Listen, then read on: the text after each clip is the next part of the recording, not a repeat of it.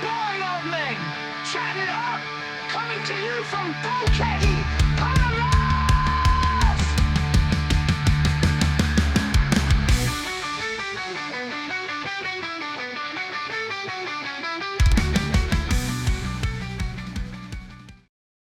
It's weird for me that movies, I can't remember the last time I saw a really, really great movie apart from Arrival, which was 8 years ago. Yeah.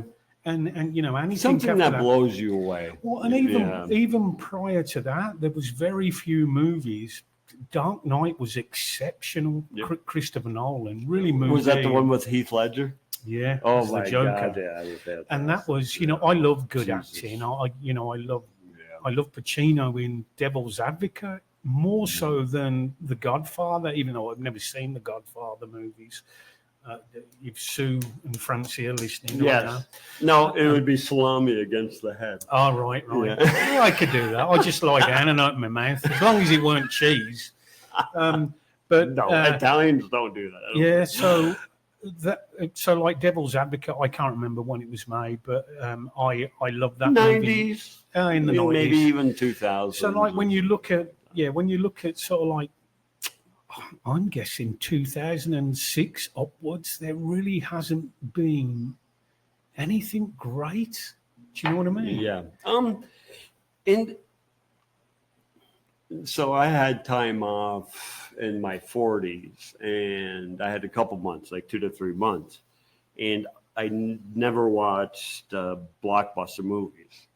I looked for independent films, and no matter where they were made, right? And if I had to download the subtitles, fine.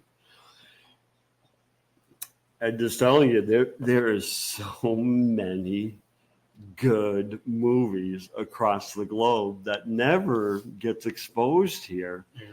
And they're some of the best. And for 3 months, I can't even start to build I could start to build a list of maybe one or two.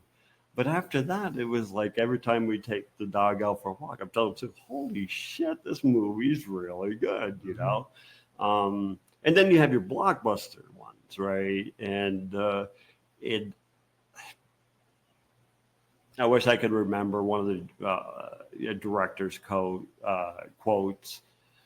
It wasn't kind, you know, or even one actress was asked to be in Marvel. Yeah. And she says, well, there's no way to create a three-dimensional character, right? And maybe all people want is like just a simple two-dimensional character who goes on vengeance or whatever, you know. And there's too many of them now. Yeah, and she said it's trying to fit 3 pounds of shit in a 2-pound bag, and she refused it because who was it? Fuck, you have to look it up, and I just read about it maybe a couple weeks ago or something. So you know, have I watched good movies? Yeah, I mean, how do you grade them? Great, good, below the median line, and then all the way to that's me. You're either great, good, meh, and then what the hell? You know, I watch. You see, a 7 for me. If I'm sort of like trying to rate a movie, a 7 for me is very good. And then you've got your 8s and your 9s, and of course your 10s. Now we watched one the night before last. Me and Chrissy, was on Netflix, new movie with Jason Bateman, and the idea was pretty good. It was called Carry On. Yeah. And the idea, the concept was really, really good, but then it became predictable. Yep. Do you know what I mean? Yep. And I love movies and that's Hollywood script. Predictable, yeah. Hollywood script, and they have to stick to that format, you know, because that's what the public want. It's like a band, Black Sabbath, Led Zeppelin. If they tour, people want to hear Whole Lot of Love and Stairway to Heaven. They just put out a new album. And the hardcore don't want to hear that shit. They want to hear, like, you know, it's like me. I see AC/DC, and it's like Back in Black's greatest hits, you know, with others thrown in. And I'm going, play something off the Bond era. Yeah. You know, Power Age album. TNT. Yeah, TNT. Well, I mean, they play that TNT, one of the earlier ones that they do. I love play, that. but Yeah. So, but I understand why they do it, because not everybody's a hardcore fan. You know, Yeah. you can probably count them on your hand at concerts. Most are. They're there off Back in Black. You know. You know, but the funny thing is, you know, you sent me videos of them walking through the airport, and not Malcolm, but Angus. I mean, he says the most funniest, you know, things. It is great. Because, you know, you sent me Benny, and then once you look at something on Google, it starts showing you, similar shit. Yeah. And the fact that they are truly characters, they're not, you know, they're not like, not like I don't know. what's his name, Dave Lee Roth. You know, he Yeah. was kind of up his own arse, Yeah. Dave Lee Roth. You know, I- and Alex, who played the drums, Yeah, Van Alex Halen, Van Halen. another, you know, always came across as a bit of a prick. Yeah, You know, yep. whereas Eddie, And- on the other hand, he came across as a very nice human being. Well, he had the was big supposed- smile. he did, and just, but was supposed to be a right arse to work with. You know, Mm. I think it was Sammy Hagar and him just didn't get on. No shit. Yeah. Well, He this was one with Van Halen. guitarist, I think it was from Slayer or something. They were going to trade guitars for a while, and when his guitar came back, Eddie rebuilt everything according to his Yes, that's it. needs, Yeah.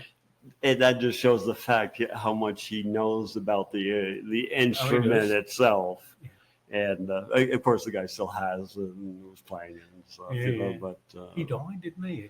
Recently? yeah, maybe 4 years. Oh, was it 4 Yeah, years? it's been a Okay, while. not that long. You know. It's funny, today marks the anniversary of Stuart Adamson, who 24 years he's been dead.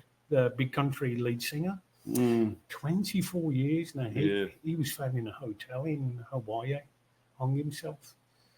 You know, Yeah. just tragic. I remember it's it. like who was that guy from Australia? They say it was Otto. Michael Hutchins from, In Excess. yep. Yeah. Yeah. Yeah, similar. Well, I don't know whether Stewart's was Stewart's autoerotic was- asphyxiation. No, Stewart's were.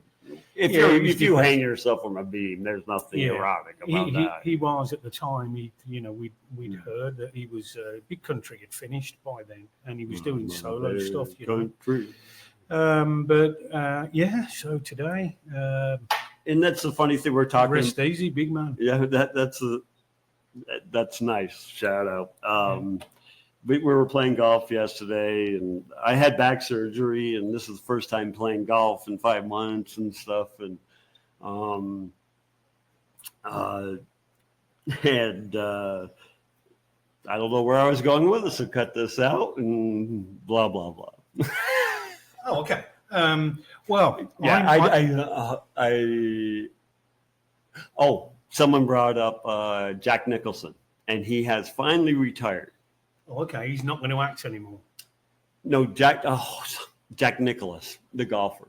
Oh, okay. Or no, the Golden Bear, whatever his fucking name is. Right. I think it is Jack Nicholson. He's old, but he always played the old, Yeah, you know, type masters and stuff.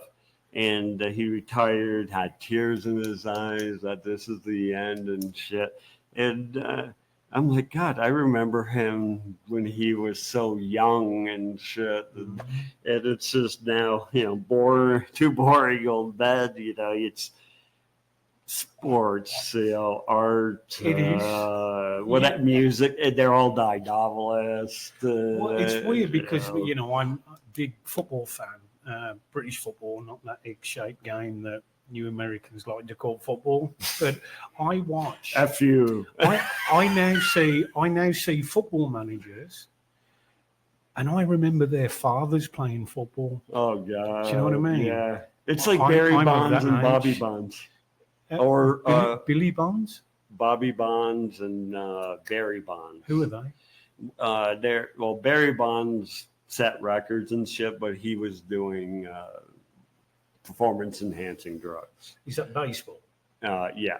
And then there's Junior Griffey, and his father, and they actually got to play a game with each other together in a professional baseball game. Yeah, yeah, Isn't that amazing? yeah, Yeah. yeah. God. Yeah, it's like Tiger Woods and his young son. Who, Yeah, you yeah. know, Yeah. Yeah, and that goes through acting as well. Will Smith and his son, they played in a movie together, didn't they? Him Ye- and his son. Was Yes, and some sort of and apocalyptic movie. the quote from Will Smith, it was a bad movie, Yeah, and it was bad acting by the kid. And Will, he apologized publicly, saying, you know, I'm so sorry I put my son through blimey. a movie that just was horrible. Oh, wow. You know, so, you know, the son's only like 16 or at the time or 17 or whatever, but the negative reviews are just, doesn't, I mean, as a kid, should they be exposed to that? What do people, What, the critiques? Yeah. Yeah. You know, and then, in Heretic, he goes on about selfies, and yeah. So I mean, it really throughout the whole movie, it makes you think. You know, I remember once Facebook went down and somebody posted on Twitter. It was a joke, it was humorous, but I thought, wow, you've hit the nail on the head. And it was, oh my God, Facebook's gone down. What the hell am I going to show people I'm drinking now? Because people put photos up of like bottles of beer. I've been guilty of it when I've been at an airport, but it's mainly to sort of like let my friends know, hey, I'm at an airport while you're at work. it's memorable. Yeah. Yeah, it's a memorial picture, memorialization Yeah. or whatever, right? It's like I'm on my way to Australia. Well, you know, another one that's always baffled me, people take pictures of the snow, it's snowing, and then post a picture of it like you don't know what snow looks like. Of course. Do you know what I mean? Yeah. Maybe that's me getting old, you know. I know it is. Cantankerous. Nope, it is. You know, it's. I was a software engineer. You know, that was my whole career, and when Facebook hit and all the social media hit, you know, one, I'm not on it. Two, I don't want to program for it.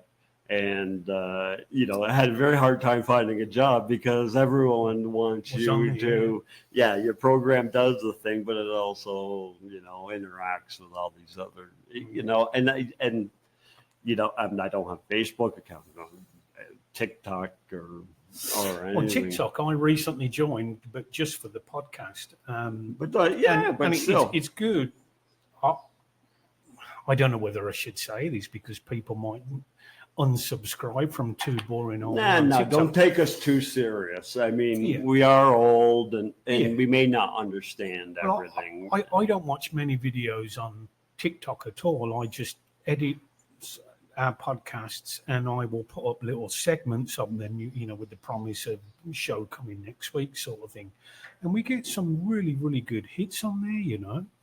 We average about 700 per video we put up. But that's much better than Facebook. But that's the funny thing. I knew how successful you could be in social media, but it's still something about it I just didn't want any part of. Yeah. And that's cantankerous old me. But again, when we were kids and when I was a kid, I grew up in the late 70s. I was a teenager in the late 70s, and you know, there was so much temptation for everything, right?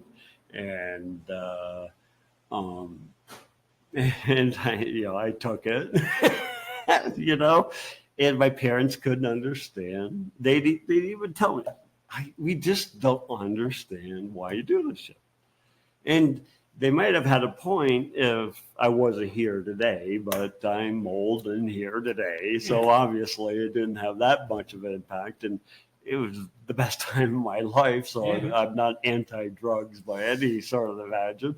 It's an experience that you've lived through, you know, and you're out, you know, you're at the other end sort of thing now. And you can, you can talk about it with fond memories, and I'm sure some not so fond memories. You know, if you had a bad time on them, but yeah, I'd never been one to sort of like turn my nose up that people decide to No. go down certain routes. You know, I'm just like, hey man, if that's for you, and then that's brilliant. You know, and I did try it, as you know, we've spoke about it, and just You doesn't know, agree with but me. the thing you know? is too is um you know you know we're just so much older than them, and but I know, I believe fully in my heart that to give everything up to them. You decide how people communicate. You decide. So I never rail against it because I said, you know, they know what they're doing. I mean, we know what they're doing, but when you get to our age, it's like I mean, you know, you're somewhere, you went over the hill a little bit, and you know, it's, you know, high school is idealism. Getting out in the real world, you realize how it's run, and you're shocked, and all your ideals are broken. You know, 30s, professional, 40s. Why the fuck am I doing this? You know, I mean, it's just stereotypical. That's the behavior. And if anyone's going to change the world, it's going to be younger, I agree. the younger generation. You know, when I was at school, and you know, I didn't want to go in for whatever reason. We must have had double math in the morning. Fucking hate math. And you know, I used to play truant a lot, and got caught numerous times, and used to get punished for it. Not my parents, off the teachers. And I remember somebody, it was an adult, said to me, "The school days are the best days of your life." Well, I'm an adult now, and I can tell you my school days was fucking abject misery. Really. Oh, was. really? Used to hate school, yeah, and that's why I was always playing truant, wagging it, we called it. So here's the funny thing. So, like, my adventure started in the summer of between 8th and 9th grade, where experimentation and shit. So what age is that? Sorry. 13, 14. Right. You know, if you're really smart, you're probably 3 years old. You know, those geniuses. You know, and then at that time, you had complete freedom. I mean, you're supposed to go to school. If we did or didn't, or we did something during school and blah, blah, blah. But there was no real repercussions at that age. Mm-hmm. And then once you're gone, you know, I just saw them by a 26-year-old girl, right? Girl, right? She's a woman. Yeah. You know, and she goes, she's at work and she's like, "Oh, this is too much to handle. I'm a 26-year-old teenage girl, for Christ's sakes," right? You know, and I don't know, something about that just resonated. 26 is not a teenager, you know. Yeah. Again, my teenage years, I mean, they were pretty cool because I was expelled from school, so I didn't have to go to school from the age of 15. Wow. You know, I finished school at 15 because... But you had a lot of manufacturing jobs. Yeah, so, well... You know, or jobs. My dad worked at the Royal Mail, the post office. And back then, in the early 80s, it was really easy to get, you know, I think it was Thatcher. Thatcher was in. And it was really, there was loads of jobs, you know. And you could pretty much walk into any job you wanted. Anyway, my dad said, "I'll put your name down to be a postman." And like, you know, the idea I got fucking wearing a uniform and a cap and posting letters through doors. But there was so much more, you know, you could work. That's right. On the parcel side, you know, and on the forklifts and all the rest of it. And I loved my time at the post office. And then another job offer came along, and it was closer to where I lived. And it was at a car factory, and I thought it was better money. And it was more secure because at the time that where I worked, the Royal Mail, they were moving office to this dingy part of Birmingham, and I didn't want to have to travel there. So I took the job at Land Rover, And although, you know, I had some laughs there, it was nothing compared to the to the Mail. Royal Mail. Jesus, such a drinking culture. We were drinking while working, you know. We had a fridge full of beer. And, Yeah. you know, if we did the night shift, it would be all gone by the time we finished the night shift. Here's the funny thing. So my first job out of college in 1990s, and I went to Raytheon and built their next generation air traffic control system. And the funny thing is, when you went to Germany and you go to a machine to get a soda or something, they also sold beer. And this is at the airport for, you know, the workers, you know, behind the scenes. But yes, you had your choice, you know, beer. Oh, okay. Yeah, what the hell, you know? It's the first time that I've ever saw beer served in a self-service machine was when I came to Boquete Absolutely. at the petrol station or the garage, as you whatever you call them, gas station. They actually sell beer in self-service machines down the road. Yep. While you're driving, I It's can't so get my head funny. around it. You know, And we went to Panama City, which, you know, we could do anytime. It's only a couple hours flight. Yeah. The DeVite airport's ridiculously easy. I mean, you could park and leave your car there forever. No one cares. Yeah. And it's never busy at all. no, You know, so we went, I think we had to get our e-cedula, and we went to this hotel, and I walked by the vending machine. Yep, they had all the beers. weird. So I didn't have to bring anything home, you know, It's if I so- wanted to I mean, continue drinking. I'd very come home and bloop, bloop, bloop, Yeah. grab a couple beers. go really upstairs. convenient, you know. Yeah. And maybe they should do that in England. The only thing is, like here where we live in Yeah, here's Boquete, nobody's going to trash it. And What's try the and get drinking money. age in Panama? I'm not sure. I have no clue. I'm not sure. Yeah, and then age of consent, you know. Again, I don't. But know. it does differ from the comarca, the reservation, indigenous, Yeah. you know, versus us. I don't know what they do, and it's pretty. When they show maps, it's pretty dark. I must admit, you know, the pub that used to be open prior to COVID hitting, Bar Nacional, Mm-hmm. it's now closed. Anytime I ever walked past there, it was always middle-aged guys outside having a cigarette and presumably inside as well. But it wasn't really the place where, if you was young, that you'd go into. It always fascinated me. I remember asking you once, let's go in there. And I was told by an attorney, don't go in there, you know. They're constantly always fighting. And then I said, well, yeah, that's the whole point of me wanting to go in. So I just sit down and watch it happen. You know what I mean? Like some cartoon. A Panamanian friend of mine said, if you go into any of the beer halls where it's Panamanians and Bar Nacional and stuff like that, he says everyone in there has a knife stuffed in their boot, right? And I don't have a knife stuffed in my boot, and I'm not going to fight someone with a knife, right? And but we had a lawyer when we first got here, and he wrote a book of short stories, and he had a whole short story of Bar Nacional, and he grew up here.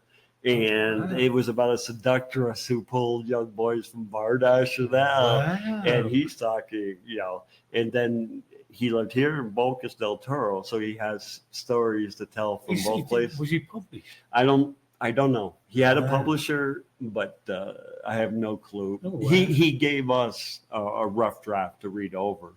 And there was a couple things that were just, and, you know, he goes, yeah, this really happened. And, you know, it's fantastic. Yeah, I know. I always love to get a glimpse of where I'm living. Yeah. History, what it is now. Yeah. Blah, blah, blah. But, Bar Nacional, hey, go. Well, it's not there anymore. They I think moved it. moved it around the corner. Yep. Yeah. But There's still people sleeping in the streets the next day, and all that stuff. And I'm sorry for the Panamanians. I don't mean anything derogatory, because I have been found sleeping on a bench and sleeping on a lawn myself. I actually once slept in a phone box. And this is a true story. So I was coming home. I was in a cab, and I'd had a skin full of drink, and I was kind of getting motion sickness. And I was about maybe a mile and a half from my destination where I lived. Oh my And I said to the cab driver, "Just pull over, mate. I'll get out here." So I pulled over, give him the money. And then I thought, shit, I've got to walk an hour, 1.5 miles. You had to get out of the cab. I did, 'cause I didn't want to be it's sick in there. Stuffy. And Yeah. I remember going into a phone box and picking the receiver up and dialing the number of somebody to come and pick me up. And then the next thing I know, I wake up. I've still got the receiver in my hand, and I'm just leaning over the whole telephone, standing up, sleeping. Also fell asleep standing up, holding a beer. Oh my God! I've never fell asleep standing up. Yeah, I may be wavering back and forth. I was leaning against a pillar. I was with my sister, Janet, and I was taking an antidepressant at the time, and you shouldn't really mix bad booze with time. it. Yeah. And I was leaning against a pillar, and next thing I know, Janet wakes me up, and I'd still got the pint in my hand. Still Saved. got it, yeah. Well, I think that's more like survival instinct, isn't it? You gotta save your There blood. was this video. I don't know. Like while I'm not on social media, the feeds for trivia and funny cats and dogs and Yeah. everything else comes from social media. So Yeah. this one guy had a meme where we were just talking about the toll booth, and what'd your sister say?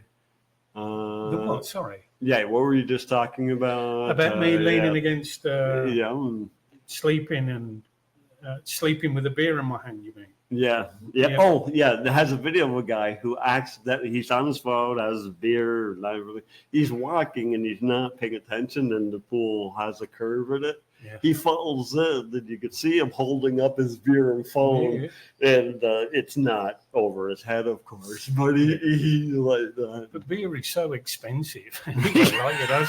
That's what I'm going to do. If I fell in a shallow end, I'd make sure, I don't care about my knees getting smashed to pieces. Save that beer.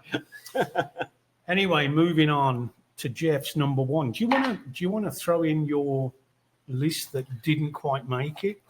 Okay. I know I just had it here. Oh, there it is. Okay. So, Blade Runner was my second. Dead Man, Drive, Apocalypse Now. And I'll tell you, the only one that I could trade off was Drive. But Drive, artistically, the cinematography, and everything I said during the other podcast, I mean, it really blew me away. And there's no intellectuality behind it or anything like that. Well, there is, but, so that was the one. And Apocalypse Now, maybe. But so, Good, Bad, and Ugly. Right. My favorite Western. I'm a huge fan of spaghetti Westerns. There even is a spaghetti Western called My Name Is Nobody. Oh, right. And that's where they use the name from Dead Man, Nobody. Yeah, it's at the same time of Clint and stuff. So but it's just not the Western itself. It was the cinematography, how he built up tension at the cemetery scene, and the fact that he had Ennio Morricone. He did lots of sound scores that you probably heard but never would have known. The Robert De Niro one about Brooklyn, it's kind of like the mob coming over and stuff. He wrote that whole thing. Only Lovers Left Alive. Jim Jarmusch directed it. He's my favorite director. And it's about two vampires who are kind of married or whatever, but they're lovers. And the funny thing right at the beginning is, like, it's been 100 years since they talked, but they're so old. 100 years doesn't mean anything to them, right? Yeah. But they're still using a phone, and they're doing a live stream, but they haven't talked since 1800s and stuff, And And it's just so funny because they cannot drink, no vampire can drink human blood because we poisoned our blood so badly with fast food and fats and everything else that if they eat us or drink our blood, they actually get the same sickness that you have. Cholesterol. Which is funny as hell, right? You know, it had a lot of good parts, even what we should be really worrying about in the future. Tilda Swinton, the guy who plays in the Marvel, I can't remember the guy. He's like a rock star, but he just wants to be alone now. Blah blah blah, and they're in Detroit, and they go around and like part of one of these arena, where musicians played was shut down. But if you go under the bridge, they still have the dome there with the paintings of the opera house. What? Nothing's there. It's just a parking lot, but you look up and, it's fucking crazy. And as far as scary, I love scary shit. The Shining. I just read, I've read the floor plans of the hotel and they don't make sense, right? But this guy overlaid everything on top of each other. I just read this yesterday, the day before. Overlaid the overland. Just the floors. Yep. And shows, you go in one door early on, you're in the freezer, but if you go in that same door, you're in the office of the manager. The hotel's alive and just, and there's so many, there's a documentary about The Shining in all theories. Fantastic. It was on Netflix. I don't know if it's still there. It was created by Netflix, I think. And, Stanley Kubrick was a genius. Did it scare you when you watched it? You see, I don't get scared by horror movies, and I think the only ones that really do scare me more recently is the Conjuring franchise. Watch Abigail. That's pretty good. Yeah. But watch Mandy, Nicolas Cage. Oh, right. Oh my God, it's like a comic book. And revenge. His girlfriend gets kidnapped by a hippie acid cult. So they're tripping all the time. And even as he's riding his motorcycle, the background's all blood red. He's blood red. I mean, it's not for the weak of heart. Like Sue wouldn't like it, but it's not, it's gore. It is. Gore. No, it's not like body horror and shit like that, but it's freaky. You know what I mean? I remember a movie. Have you seen Wolf Creek? An Australian movie. Oh yeah, the guy, the true. Yeah. Well, based on a true story, and that was pretty good, and because it kind of puts you there with them. Yeah. Do you know what I mean? But as far as Friday the 13th and Halloween goes, I'm just not a fan of them. I remember George A. Romero's Dawn of the Dead, Zombies. That was good. That was set in a big shopping mall, and the zombies was in there, just sort of like walking along and taking chunks out of the people that had to kill them. Yeah. And that was like 70s, But here's the funny thing. So, like, I have Drive, right? While it's an action thriller, whatever, the shocking point, I mean, it's dead clear, 30 minutes in, everything's cool, and when the shocking moment hits, and it's the same feeling I get when I see a horror film that just like, holy shit, and I consider for me scary is someone normal who does just absolutely crazy shit, right? Like Dahmer and Bundy and shit like that. And I almost got into psychology. My first two things was math and psychology. Computers came along and I took computers. And the only reason I wanted psychology because I was so fascinated by why we all belong and we all obey social norms. You know, I'm at the front of the line for the train in Boston. Why doesn't someone push me off? And why am I not scared? No, it's expected norms. And these guys, you know, they just, and I read an article where they did an MRI and nothing wrong with their brain. They were brought up with great parents and great upbringing, you know. And is it no fear of consequences? I mean, does that come into it, or is it so it's don't not, give a fuck about anything? so it's not brain. You know, they've done MRIs of a lot of serial killers, and they said, you know, some have where we hold our emotions. Some of it is deteriorated, but they said they've seen healthy serial killers. So we know it's not the brain. Then you think, okay, environment or genetics, blah blah blah. So then they study and they find out most of them come from all right homes, nothing wrong and shit like that.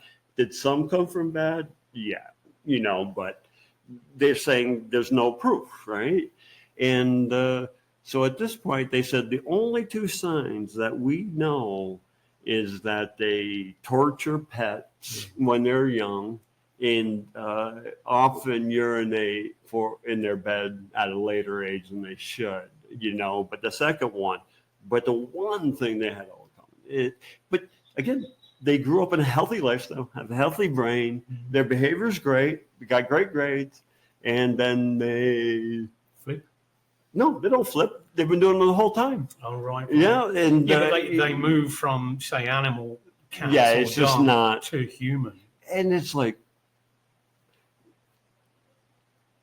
no one around them's doing it, you know, and there was no internet back then when they did it, you know. So it's just like, okay, so if it isn't your environment, if it isn't genetically brain or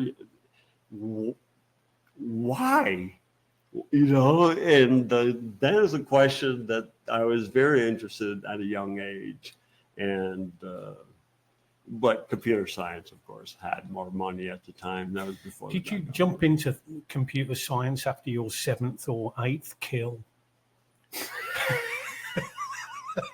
Okay, so I went. I was 25, left high school. 7. Yeah, I killed once a year. Best years of my life. Yeah. You know, just don't go back and read I just love killing people. Love the feeling of the knife. By the way, that's not a confession. If somebody takes a 5-second segment from this and say, "Oh, look at that American guy, he's confessing to killing people," it's not. It's just a joke. You know? One, I'm nonviolent. Yeah. If someone approaches me for a fight, I ain't doing it. I'm walking away. Jeff is one of the most passive guys I've ever met in my life. Seriously, he really is. Just want a good time. Yep. And I'll just say Dark Song and The Moors. And there is a short list of various movies, and one just came out where it's based on folklore. They call it folklore horror. And it's Ireland, Wales, England, and it originates from old folk tales from that area. Yeah. And so, you know, I always thought, you know, you would love it. Dark Song is about a ritual that just the woman's son died and she wants to talk to him. And the guy goes, "You sure you want to really do this, right?" And he's putting salt around the house. And before he puts the two lines connecting, he's like, "Are you really ready?" And she said, "Yes." And he finished it, so they can't leave. Mm-hmm. And the brutality that she had to go through the ritual. This is, for me, you know, ritual is, when I saw that, I'm like, okay, so ritual isn't just like hocus pocus, boom, you know. No, you have to suffer. And you don't know when. And you don't know if it ever, but you have to have faith. And faith is a huge word, and heretic and everything else. Yeah. And she keeps going through this torture, and great movie. I can't. If I thought how a ritual would go to reach the dead, this is what I would imagine. Not everyone at a table holding hands and talking to a crystal ball. Yeah. No, you have to give something to Now, get something. I've noticed there's no comedies in your list. No, I have lots of comedies, Dumb and Dumber, Yeah. Airplane. Yeah. We often quote Airplane. If there was, do I have one? Dark comedies, right? Oh, okay. Yeah. Dark comedies I like. Dead Man, has jokes in Yeah, it, there's but humor. it's mostly the other thing. We just watched something that was a dark comedy. I can't remember what it was. And it was The Man Inside. It's on Netflix. Ted Okay. Danson. Oh, okay. Yeah, so it's a comedy, but so it's not like slapstick or anything Doesn't else. he go into an old people's home or something? It has Yeah, a I saw that, and I yeah. thought, I might watch that, because it's something Chrissy could watch as Yeah. well, It's all right. Yeah, Yeah. like with me, before you go into your number one, I may as well mention mine that didn't make it. Mm-hmm.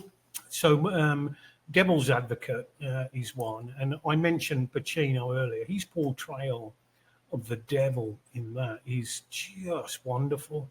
It's a sight to behold. It's a law firm too. It's a law So firm, yeah. Neil, if you're watching this, Yeah. you are the Yeah. devil. Yeah, but yeah, so Keanu Reeves, Keanu Reeves, he's a nice guy and all that, but I've never ever seen him really push the boundaries out like when he's acting, But he's pretty good in that. And Watch Gus Van Sant. It's about homeless kids and they're prostitutes and they're underage. I wish I could remember it. He's another one of my favorite directors. And this is where he really, he was in commercials and shit before this, but it was it was with the Phoenix who died, Joaquin Phoenix, and shit. oh yeah, It is a great independent movie, Okay. and he did great in that. But then when you see Ted, yeah, so Ted. and he's so that. That was, and it was kind of a court drama. I love court dramas. Another one that didn't make my list, which is up there, is John Grisham's A Time to Kill with Sandra Bullock and Matthew McConaughey. love it. Yeah, Great movie. movie. There's a 10-minute. read the book. Yeah, Yeah. I've read the book. Yeah, there's a 10-minute dialogue in that movie from Matthew McConaughey, who's addressing the jury. It goes on for about 10 minutes, and it is brilliant. You can Yep. hear a pin drop, and then he comes out. Yeah, people's try and- mouths are dropped open. Oh, it yeah, is, yeah. He comes out with a line at the end of this. It's a supposition, I think. That's what you call when you're summarising the case. Maybe Yeah. wrong on that. Correct me if I'm wrong.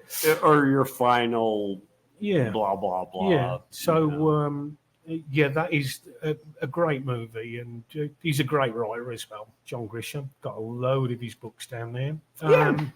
Good read. Also, comedies of recent years. One that really gave me a good belly laugh was Superbad. Oh God. And it was kind of aimed at, it Yeah. wasn't aimed at me, my age, but I watched it and I thought, this is No, I fucking watched it funny. when it came out. This My is favorite, really funny. the favorite line, and it doesn't hold up over time because they're talking about like date rape and shit like that, right? Which is a joke back then, but now they said, I've seen movies where they don't hold up against the current morals, and that was one of them. But the funniest line is when the guy with the curly hair, he's famous now. Yeah, I know what you mean. He was in. yeah. He was in the film with Leonardo DiCaprio. Yes. Wasn't he? Yep. Wolf on Wall Street. Yeah, and so he's talking to the redhead girl, who's also famous now, and she goes, "I'll scratch your back if you Yeah. scratch mine." And he's like, "Yeah, it's too bad my penis isn't on the back." And I love that. Yeah. And she looks at him like, what the fuck? I know. Yeah. It is, and I love the characters. You know, McLovin. You know, That was one of my all that. crosswords. Oh, was it I really? do New York Times, and one of the things Yeah. was, what was the guy's name on there? McLovin. So that really gave me a belly laugh. So you know, it was Yeah. up there. Anything Jim Carrey in the early days. Yeah, just, like you Dumb know, and Dumber. I love Dumb and and Dumber. then you the know, 'cause animal, it's the just first so animal stupid. one. But they say that doesn't grow because the girl ends up being a guy. I don't know the right. I know it's not trans because you've already made the transit. You know, I claim nothing. No, Yeah. nothing. Yeah. And so they say it doesn't hold up over time because they make fun of a woman with a penis and blah Yeah. blah blah. Yeah. And holy shit, though that was It was a great movie. It was really funny as hell. And that's, for me anyway, that's fairly recent. Oh God.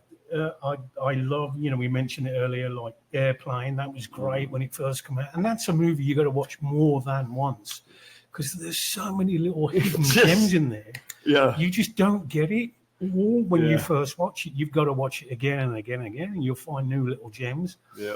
Now, there's a movie, I don't know if you've heard of this, and it was a brilliant Australian movie, and it was called The Gods Must Be Crazy. Yes, Oh my I know. God. He what finds a movie. Coke bottle, Yeah, and they even made part 2. yeah. And I just about a month ago or so, I just read they did it like a mini review of it, and Yeah. went back and said how good it was. Brilliant film, and again, it's you know, if you're an Aborigine and you've never been out off a small little island, and all of a sudden a plane's flying over, you don't know what the fuck You it don't is. know It's what a it big is. metal bird to you making a noise, and then Yeah. a bottle comes down, and the whole premise of the movie is that he brings the bottle back to the village. And you know, they're all looking at it in wonderment, this Coca-Cola bottle, and they start using it to make bread and stuff like that. And then they start using it as a weapon, and they start hitting each other with it. And the guy that found it, you know, it dropped from the sky. And he these are picked the it up. old Coke bottles. Yeah, the old ones. You know, Yeah, with the the old glass. hourglass and Yeah. thick.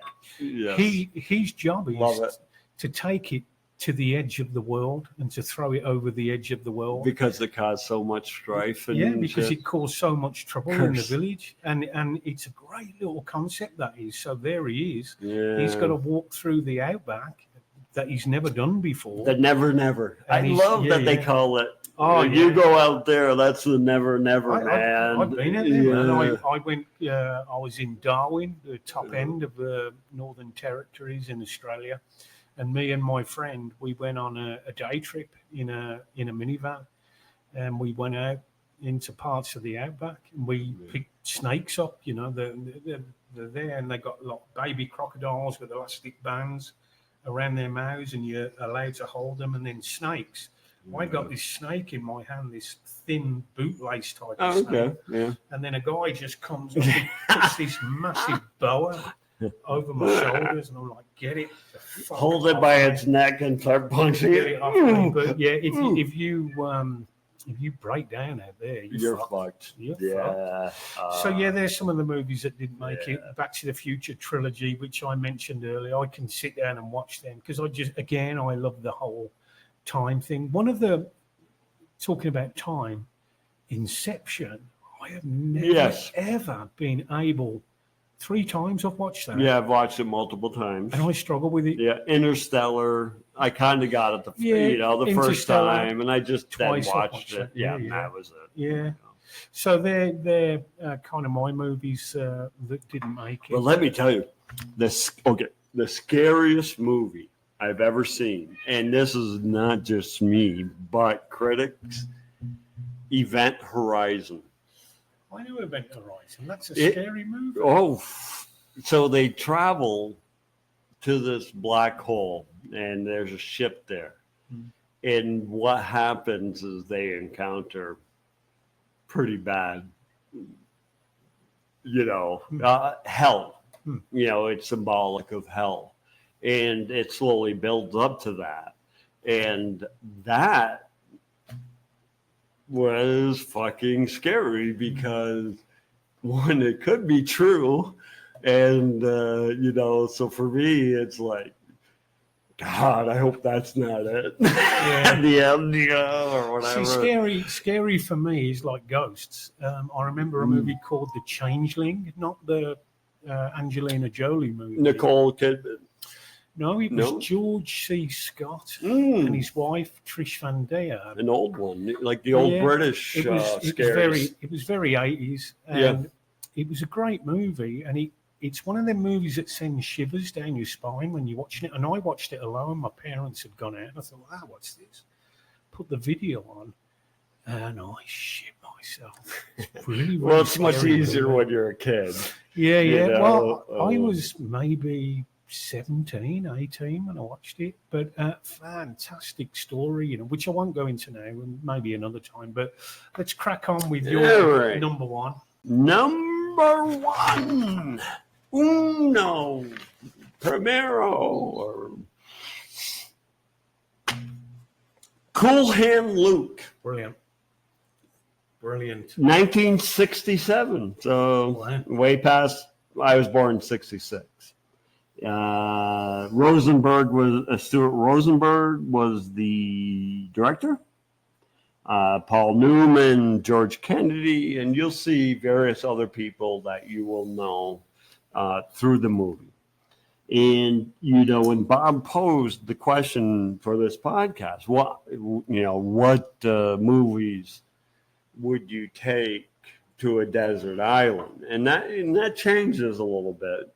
And the reason I picked this is because it just shows the will of humanity against just things you're going to lose, And the themes, one, Christian imagery is huge all the way throughout. And music. Every music you hear, except the background music during the acts, is religious. And I've learned to play both of them. So, for me, I just love it. It's about martyrdom, sainthood, or a Jesus-type figure, all right? And then free will in the face and standing up to authority and establishment, even though it's a losing goal, So, and that's a good one we could talk about. Sometimes it's like, okay, I mean, what would you give your life for? What? Yeah, I mean, if I had a direct impact in killing someone who's absolutely evil, absolutely. But United States didn't get into World War II until well after Hitler had done a lot of shit. But like something like him, I would.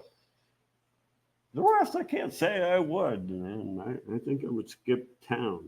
So I don't have the same thing as Paul Newman in the film. And then there's a lot of symbolic in the traffic signals. So when he first gets arrested, there's a blink. That's all there is on the screen.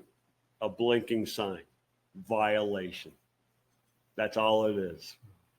And then when he tries to escape, fills the whole screen. Stop. Wow. Stop. Right? And even if he escaped, the lights turn green to red. Stop. Right? So is it advising him that you better stop because you're going to get yourself in a lot of fucking trouble?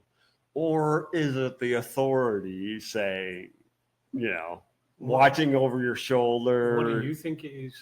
That's a good question. I think it is the authority. I think from things I've read, which I probably couldn't recite right now, where they're going and trying to predict criminal behavior and shit, it kind of fits that mold. Stop. Don't do that. Violation. Don't do that. Stop. Don't do it. But that's what the small man is, right? Is don't do that. Don't Yeah, yeah. do that. Don't press that red button, yeah. You know, and there was this book called The Practice of Everyday Living by a Jesuit priest. And he was a social professor, economic. He was very philosophical. And he said, no matter what pillars the law will lay down, the people who live on the ground will skirt around those pillars, you know, in the gray way. You know, it's like, well, you never said this or anything like that. And this is just a priest, and he's like, people will always find a way against laws. Yeah. Yep. So those are the things. And why do I say? Okay, so yeah. Oh, that's what it is. I keep hitting this chord. Okay. He comes back from a war. And this is taped at Vietnam, you know, and is completely disenchanted with his government, right? Like a lot of people that come back, you know, I mean, Rambo for one. Yeah, which I kind of like, you know, I watched them all. And, you know, and he's lost, you know, he just came back from the war, disenchanted. And what he gets busted for is cutting the heads off parking meters and taking the pennies, because at that time, that's all it was pennies. Yep. He's drunk, has beer, staggering, has a big pipe cutter, goes around each parking meter, goes on to the next one, sits on the curb, then the red lights through the rain come, and you know, next scene He's Nick. It's in Florida, and he's part of a chain gang, you know, in the 60s. So is that where the prison was in Florida? Yes. We was. Yep, and he was part of a road gang, or whatever. When they take you out to do a chain gang. Yeah, to do all the prison work. Yeah. So, you know, and even the warden, when they got off the bus on entry, it's like, what the? He goes, you are high. So he basically, Paul Newman is highly decorated, silver medal, everything, right? But he doesn't buy into it anymore. And the warden's like, you know. Now, that warden, is that the chubby guy with the really strange voice? Yeah, the failure to communicate. Yeah. Which was in a Guns N' Roses song. Yeah, exactly. Yeah. And that's one of my favorite lines. And while we're touching on it, what we have here is a failure to communicate, you know, and Luke's... Some man you just can't reach. Yeah, you know, Luke just escaped, got captured. He's standing by him. It shows them on a hill upward. Yeah, some man you can't not read. Yeah. We tried to be nice to him, but he just and the thing that Paul Newman says is, I wish you weren't so nice to me, boss. And he hits him over the head. Now, when he escapes, is that the same where he goes for a piss? He does Still many. Shaking it, boss? Well, I Still think he shaking it, did a boss? total of 3 escapes. Okay. 3 or 4. Yeah. But that's poignant, right? Yeah. Is like, you know, that's like the government saying, hey man, you got a working job and blah blah blah, we're treating you fine. And it's like, yeah, I wish you weren't treating me as kind as you were, because things probably were better long ago. So, you know, that line was funny as hell. So in the beginning, he's the new guy, and it's a small, you know, raised shack, southern, hot, little like tobacco houses where they're bunked, you know. And he insults the leader of the prison, and it's not a lot of people, right? It's a small road gang. And so, according to Beefs in that little thing, you do a boxing match, right? And this is right at the beginning, right? And the guy, George Kennedy, right? He beats the living shit out of Paul Newman or Luke, and Luke keeps getting up, That's right, and I he remember. keeps putting him down. Eventually, prisoners get, they're just like, I can't watch this anymore, and they leave, and then it's just, George Kennedy and him, and he's like, stay down, hits him, and Paul gets back up, and then George Kennedy said, fuck this. He leaves, and it's just Paul Newman in the middle, standing. I wonder if that influenced Guy Ritchie in Snatch with Brad Pitt. He was God. he was the boxer who I would loved never it. lie down. Could not understand a word he Oh, was yeah. saying. You're gonna but, die. yeah. You're gonna die. Don't you worry. Yeah, great movie. But I wonder, because fantastic. obviously directors are influenced by other movies they Yes, watch, and I they wonder if will that often one- say homages. Yeah, They yeah. do, like Drive. They did an homage to Michael Myers, who puts a mask Yeah. on. They did an homage to Shining with the elevator. And there's probably more that I have forgotten since I haven't seen it in a while. But yeah, they do, They did the what's that show that's on Netflix? Me and Chrissy recently, Stranger Things. So there's a lot of homages in Stranger Things. Yes. And you got to look to for a lot them. of the 80s movies, Yeah, but like one of the movies you mentioned earlier, there was an embedded thing that told you what was going to happen. And I get feeds on that. And almost every movie has something in the background or something that indicates, and I like to watch movies like that in slow motion and stuff, but sometimes you just want to watch the movie. Interestingly, I mentioned Devil's Advocate, and I Oh, learned God. that every single scene in that movie has a tint of green in it. Funny. And it was just the way And that it's in the director background. wanted it, yeah. Yeah. So and also when Brad Pitt and Morgan Freeman's in the library, all you see is a big row of green, the desk lights, Yeah. and it's a great scene actually. And then when I heard about this, I was looking out for it, and sure enough, almost every scene has got a tint of green in it. Yeah. And that's the funny thing. There's so many things that directors can play with.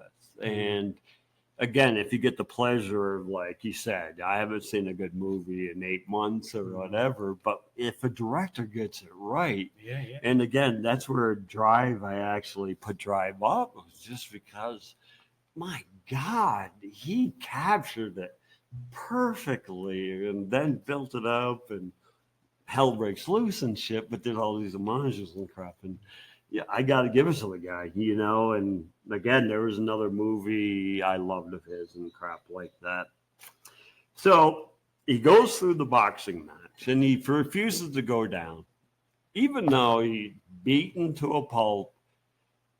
They all leave out of boredom, and the guy doesn't want to hit him anymore, and they all leave, and it just him in this boxing ring with his gloves saying, come on, So it tells you something about him, right? While the prisoners were really sad about it, saying, oh, God, and even the leader was sad about it.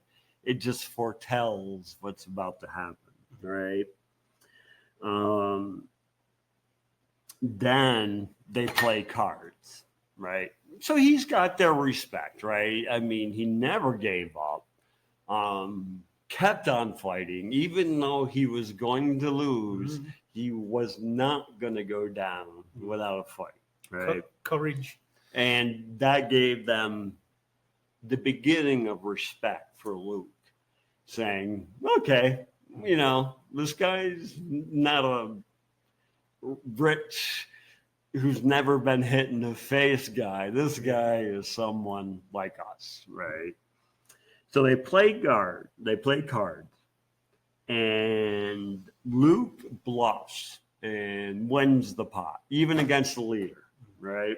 And everyone, I mean, this is it's a hot 1960s little road gang, fenced in roadhouse, and everyone's gathered around to watch it, right? And then he flips over his cards and has absolutely nothing, you know? And, you know, the leader's like, you had nothing? And then Luke's response was, sometimes nothing is a real cool hand. Mhm. And that's how cool Cool Hand hand Luke. Luke. Mhm. But that's it. Not owning shit and the emptiness that I brought up in my other Apocalypse Now, right? The empty, meaningless shit. You know, he did lose everything, and he chose to be there with nothing. And you know, one, he got his nickname, but it just shows, you know, it's just having everything is not the thing. And do I want nothing? No, but I want the most minimalist shit I have to take care of. And that's been my philosophy since my teens. Mhm. I don't want to own things that I have to take care Mhm. of. And then I just left my wife to do whatever. Now, isn't there a scene there where he eats eggs? Yes. Is that the same movie? Yeah, and that's coming, right? Yep. So before that, he goads the prisoners to tar the road ultra fast. So before, they're just singing and putting the tar on. And he says, hey, boys, let's fucking just run them out of the tar. And the next thing you know, every prisoner is just fucking working it. And even the guards are like, what the fuck? And what happens is they ran out of tar for the day. They did the road. They still had a half a day. They're sitting under trees, drinking Coca-Cola, laughing. And it's all Luke, right? And it's much like Shawshank, right? That's all I've been thinking about with the on the rooftop and the suds. Exactly, Yeah, right? And so he goads them on. They don't believe him. Then they partake, and then they exult in his actions, right? So, then at that point, he says people are like, how many eggs can you eat? And he's like, he ends up saying 50. And at this point, the leader, George Kennedy, is pals with him. He knows this guy's different. He's not an idiot. His boy, doesn't he? Doesn't he call him his boy? This is my boy. Yeah, my boy Luke. Yeah. You know, and so they're taking bets how much eggs he can eat. He says 50. George Kennedy's like, Luke, are you sure, Luke? You know, but he does it. And the egg is Christianity's symbol, huge, Yep. right? But when they leave, he wins, eats all 50 eggs. They all leave, and he's lying on the picnic table, and he's in the crucifix pose. Oh, wow. Not only like that, but his feet are Together. crossed over each other. Wow. And they left him. But so, that is indicating so when I said at the beginning, martyrdom, Yep. sainthood, Jesus, you can see that it's clear. You could knock the fucking guy out, Mhm. He bluffs and says, really nothing is a really good hand. He does this, and so you can see. So then during a lightning storm, they're all out on the road and it's lightning, and they said, hey, get in the truck, we're done, right? But Luke stands out, and with the metal cutter, and he's yelling at God. He's saying, love me, hate me, do whatever, but show me a sign. And nothing happens, and he just lowers his shit, and he goes, just like I thought, nothing. Mhm. Again, fantastic, right? So he escapes 3 to 4 times, and every time he escapes, they put more chains on him. But again, after about the second, they're actually torturing him to not to run. They need to break him mentally, right? Because it doesn't matter what they do to him physically. Mentally, he is stronger than a bullet would ever be, right? And they had to break that will, and that's where the free will. Yes, boss, I'm doing what you're saying, boss. Blah blah blah. Gone, you know, fuck you. It's all a ruse, isn't it? You know, the yes boss thing's just you're a big never ruse. gonna. What he says in the movie when someone's, oh, we thought they finally broke you, and he said they did. But they only did at that moment because he escapes again. Yeah. Right? They did break him, and he said they'd do whatever, right? So it shows that, you know, again, free will in the face of, so like if you were in the face of some, you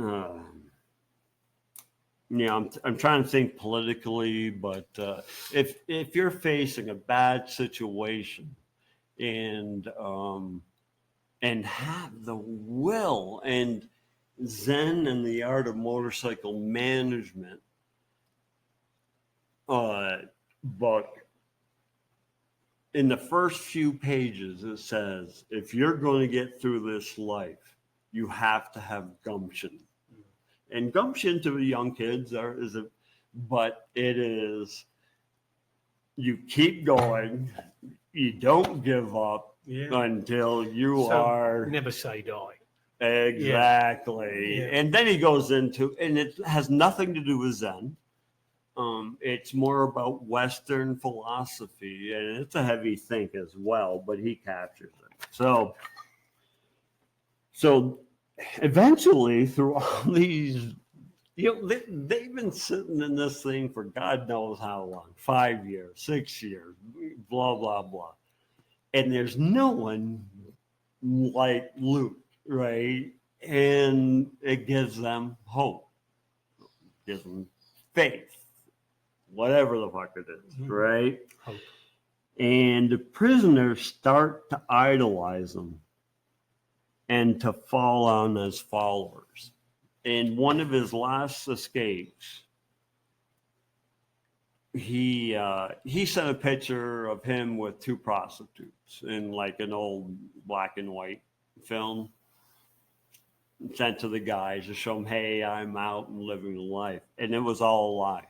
He admits it, but he's beaten. So he gets caught again, gets beaten, and he comes into the house, the longhouse, and he's like, you know, I need help. And they all just turn their back on him like Judas. Mm-hmm. And he's like, fuck you guys. He's like, he goes, you go out and you do it yourself and don't rely on me to be your fucking, you know, Jesus. And no one would help him. And he had to crawl all bloody, beat up into his bed and shit. And it's Judas. And it broke their concept of him. And he's like, where are you now? Where are you now? And, you know,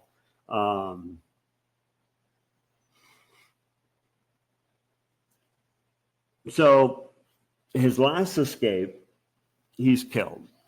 You know, you had to figure, you know, it would come to this. He wasn't giving up.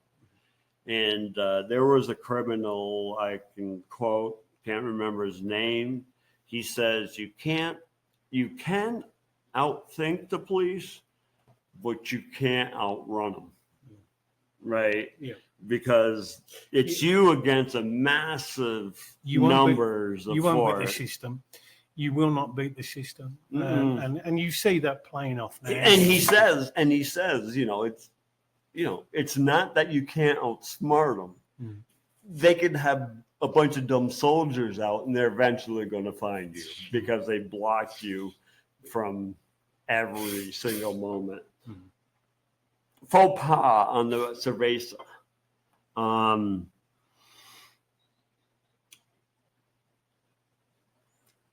So he escapes, and he always escaped alone, except this time George Kennedy says, I'm going, he's the leader, says, I'm going with you, Luke, right? And they're sitting under a tree, and Luke and him, and George Kennedy says, I know a bunch of farm girls who just love to party and all this other shit. And Luke says, "Nah, we should split up. I'm gone." And then George Kennedy's character says, "Shit, I only had like another year or so to go." And Starts regretting it. but that was it. You know, he as a martyr, he said, "You're on your own. You got to find your own." And then he starts doubting himself, like, "Well, if it wasn't for you, I wouldn't have came." Yeah. And that's how much high esteem they hold them. Well, isn't that funny? Because that scene is pretty near the end, and you're thinking about some of the earlier scenes where George Kennedy is beating the fuck out of him in a boxing ring, And now they end up best buddies, and now he relies on Luke, right? Yeah. And Luke is just again, he's freshly back from the war. God knows what he's seen or did. Has all these medals, existential crisis to the core. Right. How can I trust the government I fought for and saw what I saw? And how did they use the troops where they send them to certain death? And he's not sure. It's the moment in between. Again, we come to the point of in between. He is between coming from Vietnam War, gung ho, to like, what the fuck is our country doing? And he never actually gets a chance to come out on the other side and live a life that fits his philosophical view or what. So he leaves George Kennedy and he runs to a church of all things, right? And he starts talking to God. And he says, I know I'm a hard case, but you got to agree I wasn't dealt, the best hand, And this is kind of what I've experienced through my life. That's it, right? I'm a hard case. Ask my parents if they're alive. I was a hard case. Ask my teachers. I was a hard case. I was a hard case. And but I paid for it, and when he says, well, I never, and then no response, and Luke, just bows his head and says, well, I guess you're a hard case too, man. And that's great, right? But the funny thing is this comes from the Bible, Garden of Gethsemane, in the book of Luke. Wow. That scene comes from the Bible, from the book of Luke. And he has a talk with God very similar, right? Wow. So the guy who escapes goes back to them. He gets captured. He's never tried to escape. So, of course, he's not the one they're at.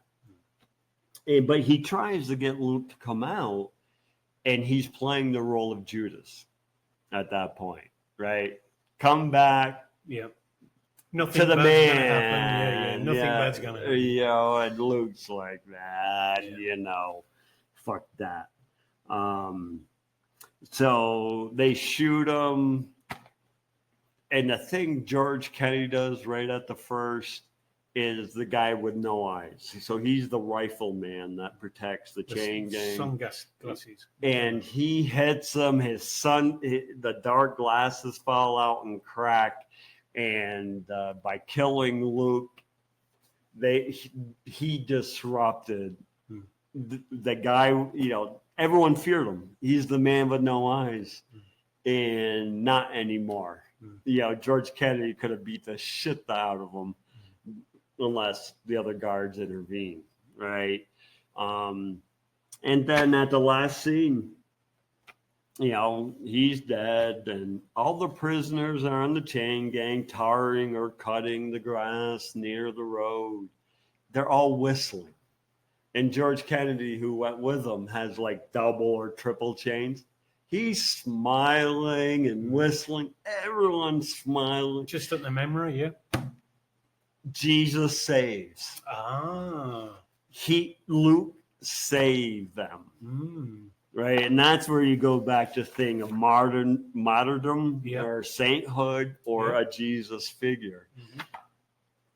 His existence changed all of their course of trajectory and knew they could be happy in the worst conditions. And they're smiling, and it was all Luke. Luke never gave up till the time he gave his life to God, right? Kill me, love me, hate me, do whatever you want. The guy kills him, done, and they made a martyr out of him. They still had the picture of the two prostitutes against the wall. And the reason why this is important to me, one, it is one of my favorite movies of all time. It's the first movie that made Plastic Jesus kind of a folk song that people knew. But Plastic Jesus was an advertisement for, I think, a Plastic Jesus on the dashboard, right? Yeah.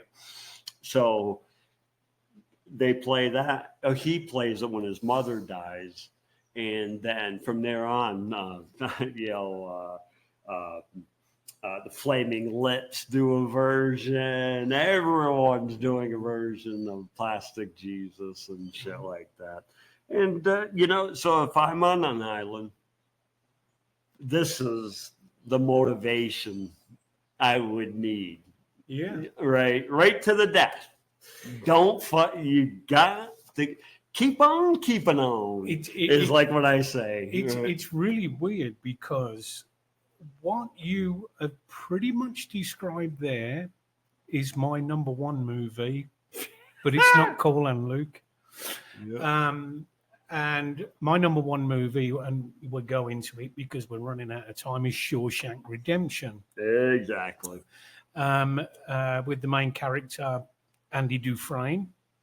No relation. In the novel, spelled the same. Yeah, usually Dufresne is spelled Dufresne.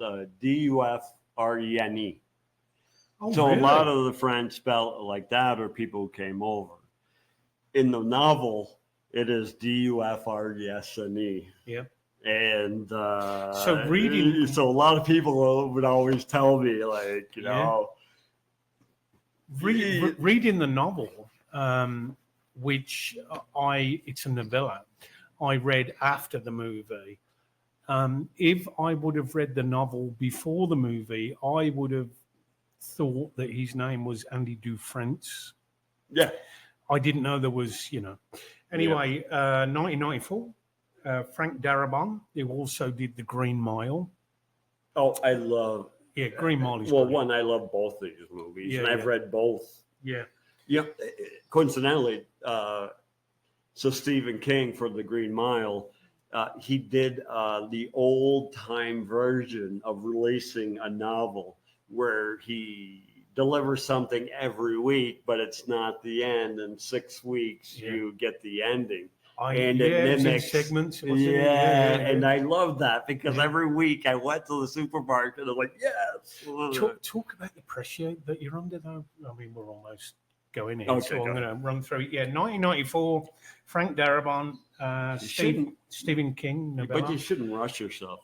I know. Stephen King wrote the novella, which was called Rita Hayworth and the Shawshank Redemption. Tim Robbins and Morgan Freeman are the only characters in it. There are other characters. But I got to tell you, I never realized how fucking gorgeous Rita Hayworth was I know. until I saw that poster. It's I'm like, holy shit. It's really interesting. For those of you that don't know, I recently had a book published, and it was which is a great book. a book of fiction, and in it I mention an old 1960s actress, and I had to do my research on it, and it was Betty Page. Oh, yeah. And I was just Googling, old actresses from that time, and then I looked at a picture of her. She was stunning. One of my favorite pin-ups is from the 60s, and that was Kim Novak. Yeah, was for me, it absolutely was Farrah gorgeous. Fawcett. Yeah, She like had the 70s. nipple. But, Yeah, but yeah. it just. So I was reading memes for people who work for rich people. All actors, ABC actors, and shit like this. And this one person said, I work with all A actors, A-level actors. And she says, they are as beautiful as they look. She says, sometimes I can't help but my jaw dropping when they walk in. The music in Shawshank Redemption, it's by Thomas Newman. No shit. Oh, God, I'm not kidding you. The soundtrack to that movie is just beautiful. And I used it a lot as background music when I was writing my book. I used a lot of Shawshank, Thomas Newman, and a lot of Hans Zimmer, because I also love. So are you Hans Zimmer. saying the shape of the music kind of I'm talking a level down, but the shape of the music kind of shaped the book. The way that I wrote it my book anyway in 7 nights. I wrote 17,000 words in 7 nights, and then I had to go back to it. Right, I've got the skeleton. Now I've got to add the meat to the skeleton, and to do that, I had to explain to the reader what the characters in it was all about, and the certain scenes that I put them in. Yeah. I would play music. So there's a film with Tom Hanks, The Da Vinci Code. Yep. The music to that is really good because you've got a car chase in it, and then you've got all weird stuff. I like the blonde-haired guy who does the self-flash. Yeah. So there's another sample of Christianity that some people follow is just self-torture. It's funny because, like you mentioned, the Bible and Christianity and Cool Hand Luke. In Shawshank, it's pretty much the same. It is. If you remember the governor, who's a real bastard, he's always carrying a Bible around with him. And isn't it ironic that Andy Dufresne, over all those years, using a tiny little pickaxe that he got off Red, and just putting it in his pocket, he put it in his Bible. He cut out the pages of the Bible and he placed it inside the Bible. Fantastic. So when the wardens came in to turn his cell over, the last thing they're going to look at is the Bible that the governor gave him. Now for me, it's all about hope. That movie, absolutely resilience. Well, he is when I said the theme martyrdom, sainthood, Jesus. He is exactly the same. That's why, like when you was telling me your themes of Cool and Luke, I thought, fucking hell, he could be talking about Shawshank. Isn't that funny? Our number one film is about faith, hope, and fighting until you fucking die. Yeah, and prisons. Yeah. The character Dufresne, because he goes through a lot, and you actually see, first of all, he's a innocent man. He's sent to prison, and he finds out who the killer is maybe halfway through the movie because a convict comes in from another prison and says, hey, I know somebody that confessed to that murder. And he goes to the governor and he tells him, and that's when he comes out with that line, how can you be so obtuse? And I use that word obtuse when I'm sort of like online and I've been not arguing, but debating. How can you be so obtuse? It's the be all and end all of a conversation because it makes people go inward. Am I really being obtuse? Fucking great line. I read, the signs of people with higher intelligence, and one of the things is they will admit what they don't know right off the bat, right? And or at some point say they're out of their depth. Yep. I really can't. And this is me. Agnostic is kind of like my self philosophy, right? I mean, it's just like, could be not. I think we've all got that imposter syndrome thing. Oh God, yeah. One of the main things for me, at least, because writing the blog, which I did, all of a sudden I'm getting awards for writing a blog, and I've got this imposter syndrome. I'm sent from Birmingham. I lived in a dingy little flat. I was out of work, and I'm sent from there to Los Angeles, put up in this really, really posh hotel. And then the next thing you know, I'm giving a speech in front of 2,000 people after picking this award up, it's a good story. Yeah, maybe I'll talk about it another time. Hope is a good thing, maybe the best of things. No good thing ever dies. And that is a fantastic line when you sort of like sit down and analyze it, especially the situation that Andy Dufresne found himself in. Imagine that, being locked up in a prison like Shawshank. And it was brutal, absolutely brutal. Yeah. That's all you've got. That is all you've got to hang on to. Yeah. And then there's hope and faith, right? And I'm not talking about God. I'm just talking, I'm born in this universe, and I'm made of dust from the stars and everything else. If there's a God, not a God, but there is a universe we live in, or a simulation even. But in the end, But you got to have hope. You have to. And you talk about Cool One Luke, he had hope and he had faith, but he questioned God. The hope that he had always stayed with him. The faith probably never, because he asked God so many times to give him a sign. Yes, but one of my things was free will. So, even though there was Christianity symbols throughout, when he said, like me, hate me, do something, and he goes, just like I figured, nothing, right?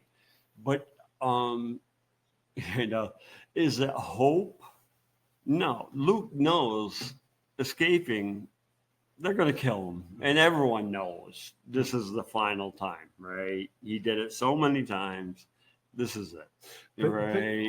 But I could attach the line to Luke from this movie, get busy living, get busy dying, because he's getting busy living. Because regardless of the fact. So, and in the end, he dies, like you've said. But at least he's tried. At least he's lived. And that's where the free will. So, one of the biggest arguments in philosophy is: do we have free will, or is everything predetermined? Well, if we live in a simulation, most likely everything is predetermined. Blah blah blah.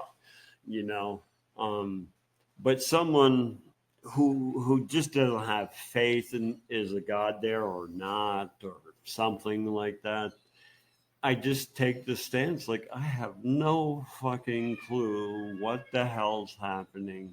I'm just trying to live my life and be damned if I'm wrong.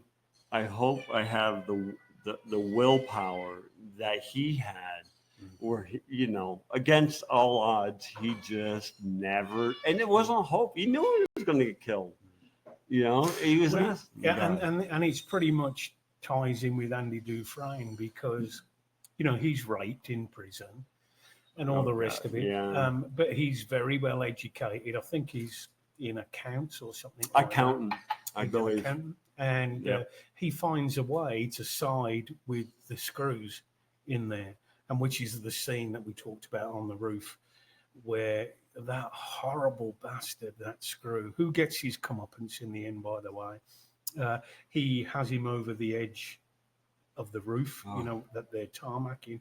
And he says, I heard earlier that, you're having trouble. You're going through a divorce and you're going to lose money. Holy. I can help you with that. Yeah. And then all of a sudden, he gets the library that he wanted, and more screws start coming down because he did this screw a good deal. Hey, can you help us out? And that's his way of survival. It's all about survival instinct. To survive to survive this, I've got to go through life doing something I probably don't want to do. Yeah. I don't like these men, I have never been to any jail or prison. And Right. So I'm a doofus in that. I had a good friend who did go to a maximum security prison and did meet the doofus random Son of Sam. Oh, wow. And Son of Sam said it was all bullshit. Bloody hell. And he got stabbed. He showed me the stab wound and everything. So it's no shit. But boy, if you and I went to prison, I wouldn't survive. It's my biggest fear. We spoke about this offline, didn't we? It really is one of my biggest fears, especially a foreign prison, not so much a British prison, but a foreign prison where you can't speak a word of the language, and you're the gringo on on the ward. Is it called a ward? On the landing. You look at Mexico and all the Latin Americas below that to us. Yeah. Their prisons are just huge. They have stores. They have gang leaders in charge of the certain areas, and but they're not doing anything nefarious. No, I used to watch Prison Break, which was a mini series, and he got banged up in a Panamanian prison. Oh my! And it's season 4 or 3 or something like that. And when Chrissy said to me, "Hey, you've got a place out in Panama. Let's go visit. It's been renovated." I'm like, "Fuck, Panama? You kidding me?" I know. But of course, you don't see outside the prison. We got to wrap things up because the battery is going on now. All right, But, we can carry this on your movie tomorrow if you want. oh no, we won't do that because we're touching.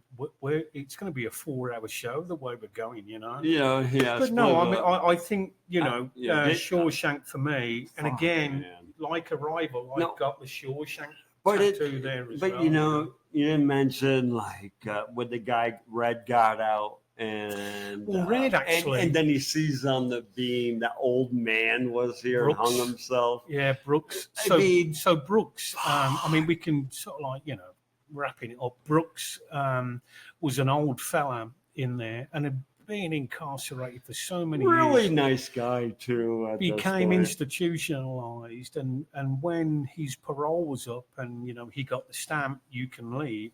He was then out in the world, and he saw things like automobiles that he hadn't seen. It was all horse and carts by the time he went there, and he couldn't cope with that. He became institutionalized and took his own life. The old guard that used to be here at the gate there, do you remember the old fella? I used to call him Brooks because he reminded me of Brooks so much, and he's like looking at me, He was very pleasant because he would go. Yeah, he was. He was really present. And for me, it is a movie about hope and resilience, what Dufresne went through all that time.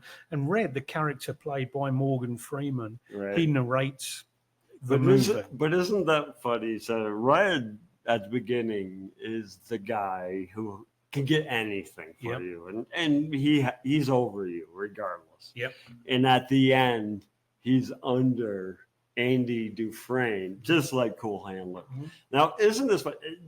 And we'll let you know, we never talked about our picks. No. And both of our number one picks have to do with hope, living, prisons.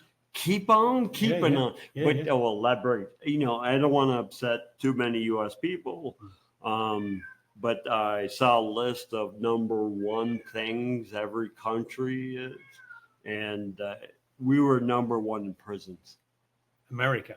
America, Yeah. and because they privatized it.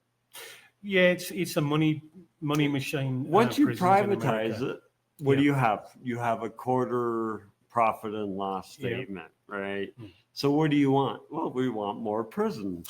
So that We was want the more three- prisoners. where the 3-strike rule came in. Oh God! During that time? No, it was before that, but No, it was. that is just this. Oh, it's ridiculous. this, It's the most uh, absurd thing I've ever heard. Yeah, That 3-strike rule. prison's supposed to be all about rehabilitation, and if the guy is so dangerous, and separate him from everyone else and shit like that. It's really weird. The way the law has gone in Britain now.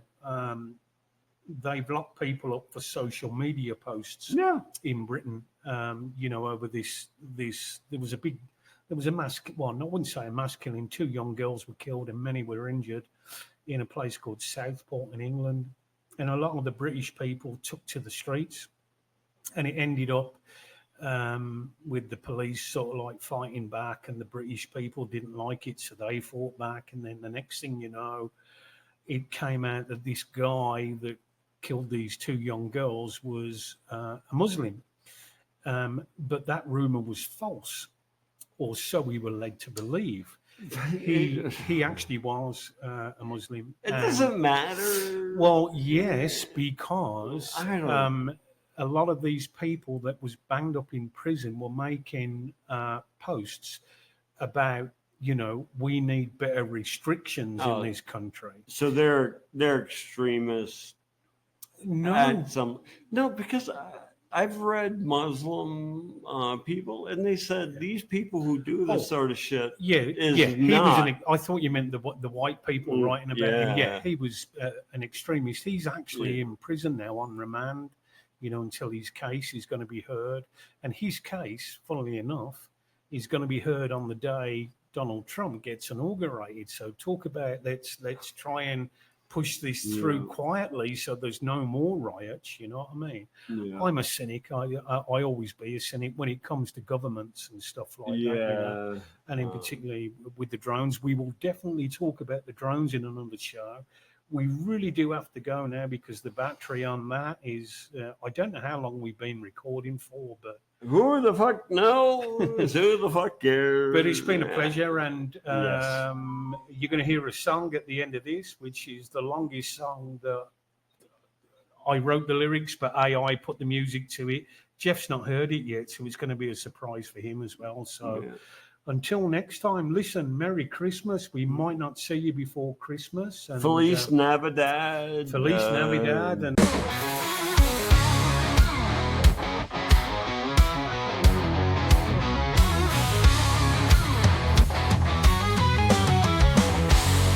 Jeff and Bob, they're sitting down. 2 old souls who've seen it all.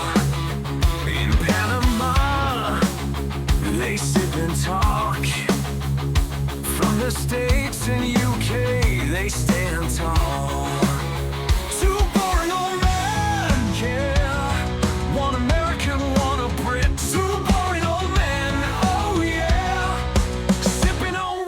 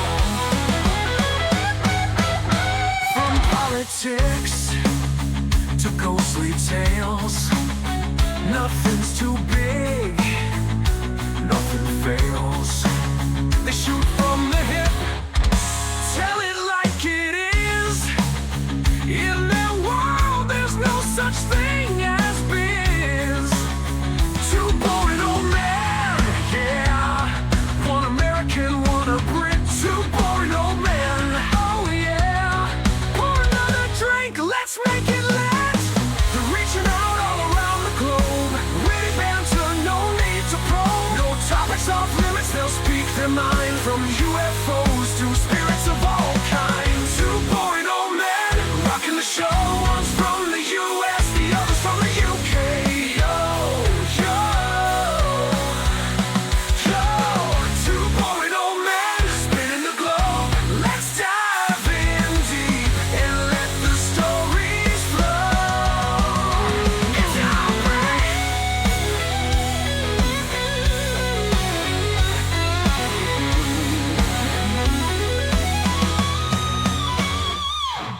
Whiskey on the rocks, they raise their glass, laughing about the past, the good and the crass.